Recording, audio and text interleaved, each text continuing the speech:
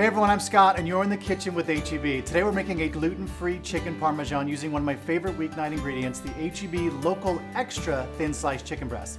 Now this extra thin sliced chicken breast cooks in just a few minutes, making it great for a weeknight meal. Let's get started. So I'm gonna go ahead and preheat a non-stick skillet over medium-high heat. I'm gonna season my chicken breasts with salt and pepper liberally on both sides. I'm gonna dredge first in cornstarch, then in the eggs, and then finally in potato flakes. I'm gonna add my oil to the preheated skillet, allow it to get hot, then just add the chicken to the oil, saute 2 to 3 minutes per side. All you're looking for is for the chicken to get nice and crispy on both sides. Once cooked, top each with mozzarella, then Parmesan cheese. Place under the broiler for a few short minutes until the cheese is bubbly and melted, and then we'll serve it with our mom's gluten-free garlic marinara sauce and of course the HEB gluten-free pasta. For these and other great gluten-free recipes, visit heb.com/recipes.